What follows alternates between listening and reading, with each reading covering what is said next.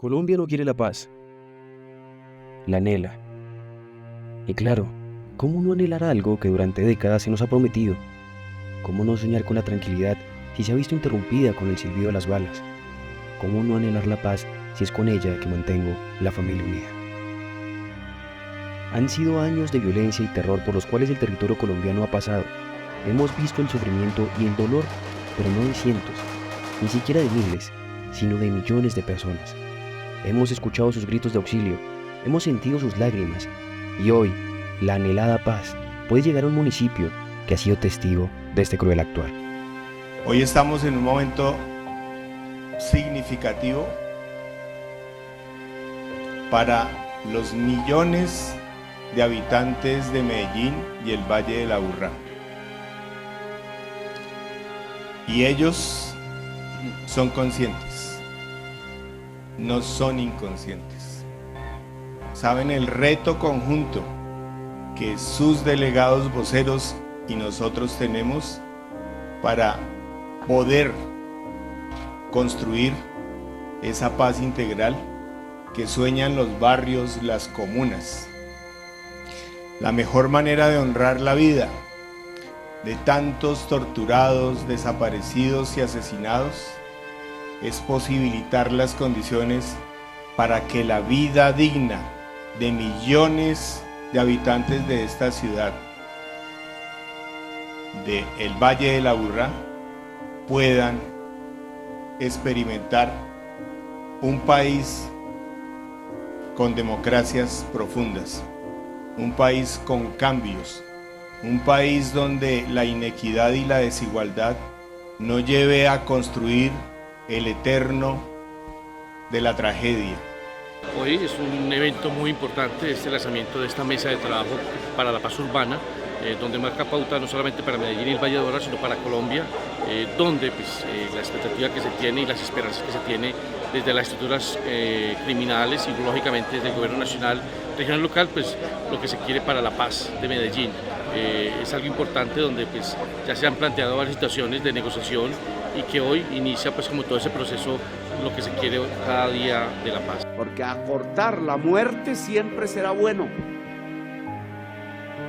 Disminuir la muerte en este país siempre será un camino. Siempre prevaleceremos en ese empeño. Hoy se abre y he firmado el decreto, la mesa en la cárcel de Itagüí, creo que es, para lograr la paz entre los jóvenes de las comunas populares de Medellín y lograr que esas comunas definitivamente abandonen el eco y la realidad que ha teñido de tanta sangre en el pasado a esa ciudad y a Colombia. Fueron más de 9 meses en donde el gobierno nacional se sentó con las bandas criminales para lograr un acuerdo mutuo y empezar a gestionar la paz. Una paz que busca reivindicar a las víctimas. Si bien la paz se firma entre dos actores, grupo ilegal y gobierno, la sociedad civil juega un papel importante porque es quien padece el conflicto, es quien coloca los hombres en el conflicto. Entonces, por eso la sociedad civil es tan importante, porque necesitamos insumos para construir esta ruta para llegar a un acuerdo de paz, en este caso urbano. Antes se hacían escenarios de paz en una mesa de dos patas donde era gobierno nacional y actores del conflicto. Hoy lo que tenemos que involucrar es a la sociedad civil que conoce el territorio, sabe cómo se pueden generar esas soluciones de esas lógicas y esas problemáticas, y ahí es donde vamos a tener una mesa mejor concebida y vamos a poder dar, digamos, un escenario para la no repetición, porque es muy importante no solamente generar espacios de paz y convivencia, sino de no repetir estas mismas situaciones en el futuro. No, la impresión es más de lo que esperaba. Yo creo que ha sido muy impactante verificar la voluntad, la disposición que tienen estas personas que están en condición de privación de la libertad, que tienen liderazgo en las estructuras armadas de Medellín y del Valle del Aburrá, manifestar su voluntad de paz, su voluntad de buscar vías para reducir la criminalidad, la violencia en el territorio, a pesar de las grandes incertidumbres, porque este proceso tiene muchas incertidumbres, jurídicas, por ejemplo. A pesar de esa ausencia, de ese vacío, ellos han manifestado esa disposición. Es importante señalar que hoy día no hay un marco jurídico que respalde este proceso. No hay tampoco la garantía de que se retomen las viejas mañas de gobiernos anteriores en donde incumplieron la paz. Sin embargo, y pese a estas dificultades, los jóvenes que alguna vez participaron en la violencia, hoy desean algo distinto, y hoy creen que así será.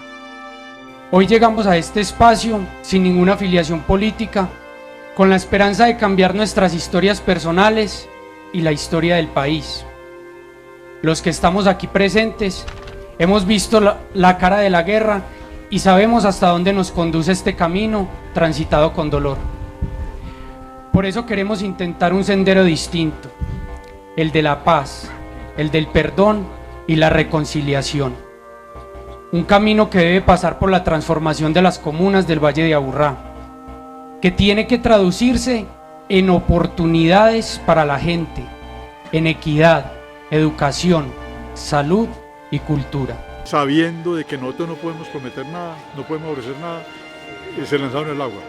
Y nosotros no podemos ofrecerles algo de tipo jurídico, de tipo legal, porque no hay ese marco que lo facilite.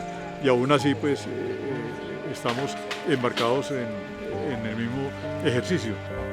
El camino trasegado hasta la fecha no ha sido fácil.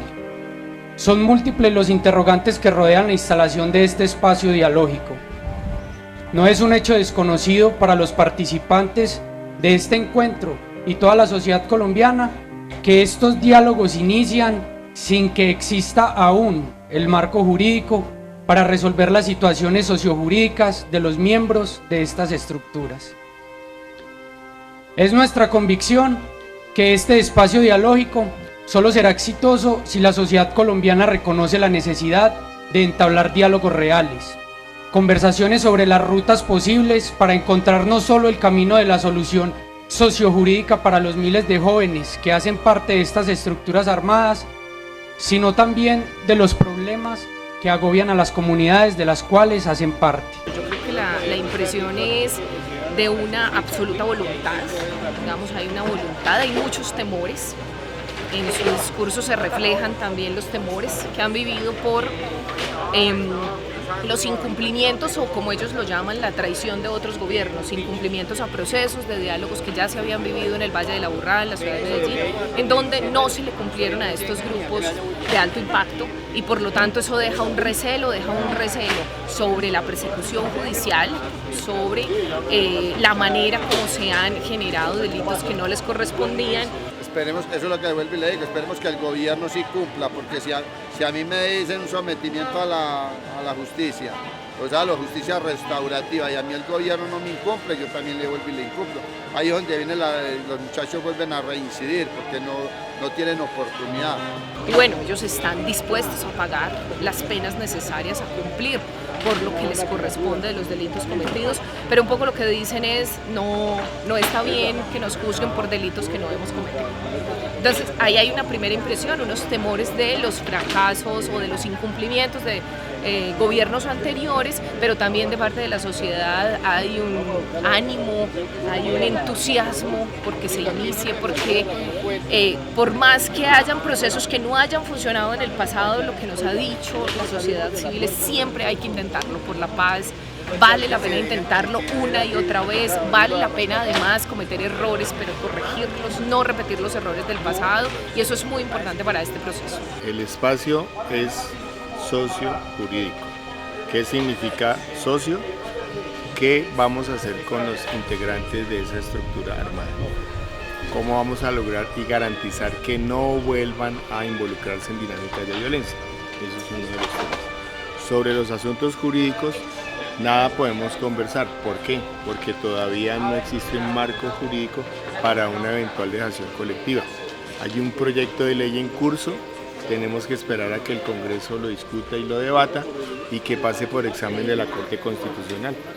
Hasta ahí podemos decir, pero entonces, ¿por qué iniciamos un proceso sin un marco jurídico? Esto es inseguro. Todo está asegurado porque lo que estamos actuando se basa en el artículo 22 de la Constitución Nacional.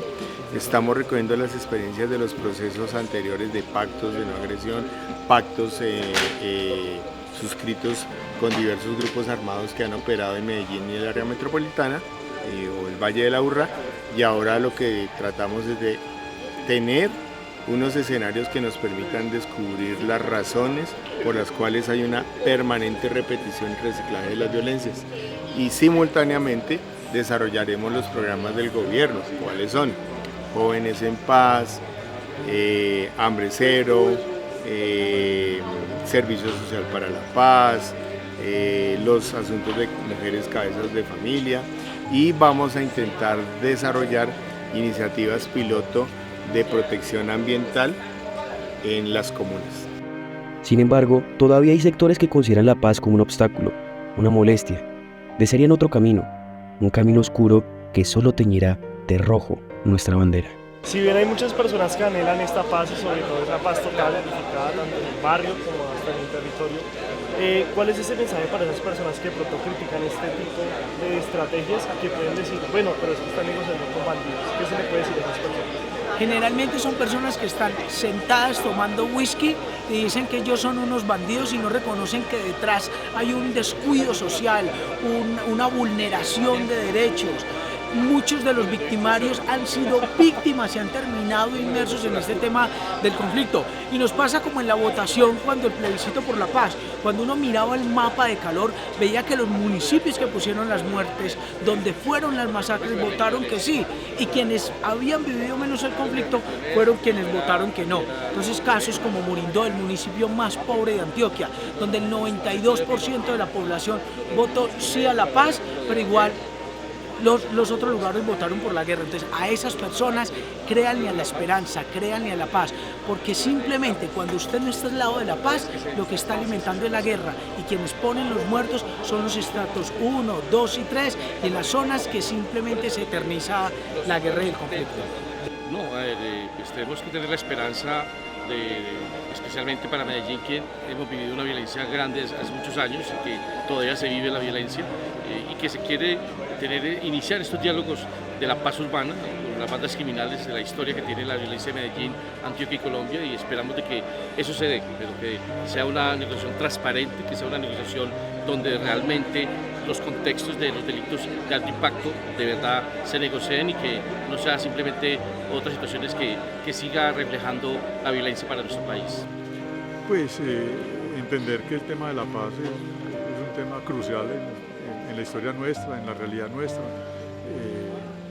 La paz total o la paz es necesaria para lograr generar oportunidades de tipo económico, oportunidades de tipo social, de tipo cultural, ambiental, etc. La sociedad nuestra se desgasta mucho en los temas de la violencia por la no existencia de la paz, y por eso todo esfuerzo que haya para construir la paz, para resolver y atender las causas y los factores de violencia, me parece que es totalmente válido. No entenderlo así es seguir estimulando la violencia, es seguir estimulando la solución armada de los conflictos que debieran de resolverse pacíficamente.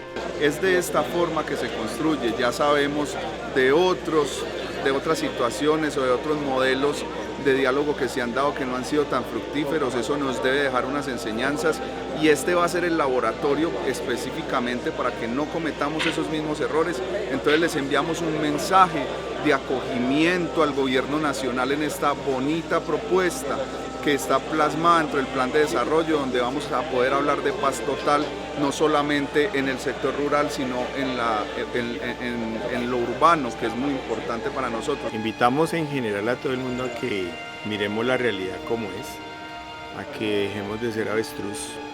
No estoy diciendo que los que la critican son avestruz, sino quiero decir es que debemos mirar esa realidad de país para tratar de buscar una salida en un proyecto nuevo de nación. Y eso es el gran acuerdo nacional. Si logramos reducir al máximo las violencias y logramos unos acuerdos de los partidos políticos, de los gremios de la economía, de los más amplios sectores de expresión ciudadana, podemos lograr un asunto de importancia, que es rescatar la ética ciudadana, la ética anticorrupción, la ética que enfrentará desde la ciudadanía el ejercicio de la política en armas y el ejercicio de las armas en la acumulación y protección de capital indebido. Queremos que esos jóvenes se transformen en jóvenes en paz, así que inicia un proceso inédito. No tenemos mucha experiencia, algunas de alcaldes, en donde la juventud barrial de Colombia que anda a las calles por aquí y por allá sin mayores alternativas, sin que se le ofrezca opciones, pues puedan vivir bien, puedan incluirse en la sociedad, puedan estudiar, puedan hacer la carrera de sus sueños, que no se les impida, puedan tener un lugar y un vivir digno, y puedan vivir en paz y dejar vivir en paz a su propia ciudad y a su propia comunidad. Ya veremos cómo se desarrollan esas conversaciones, hacia dónde. Jóvenes en paz es lo que queremos en todas las comunas de la ciudad de Medellín y de todos los barrios populares de Colombia. Y repito, Colombia no quiere la paz, la anhela, porque con ella tenemos verdad, y si hay verdad, hay futuro. Recuerden, somos el tercer canal, la voz de los que no tienen voz. Se ha instalado una mesa, por ejemplo, de negociaciones en una cárcel que junta bandas de jóvenes que han terminado al borde o en el crimen en la ciudad de Medellín. Poder lograr que esos jóvenes se dejen de matar entre sí inútilmente y lograr que se conviertan en jóvenes de paz, que estudien y que se pueda ayudar con el Estado a abrir sus oportunidades, nos va mostrando unos caminos indudablemente difíciles para construir lo que debe ser la reconciliación de Colombia. Si te gusta nuestro contenido y no quieres perderte nada de la agenda alternativa, suscríbete a nuestro canal y activa la campana de notificaciones. Recuerda darle like a este video y por supuesto compartirlo con tus familiares, amigos y conocidos. Así juntos visibilizamos la Colombia profunda. Recuerda, somos el tercer canal, la voz de los que no tienen voz.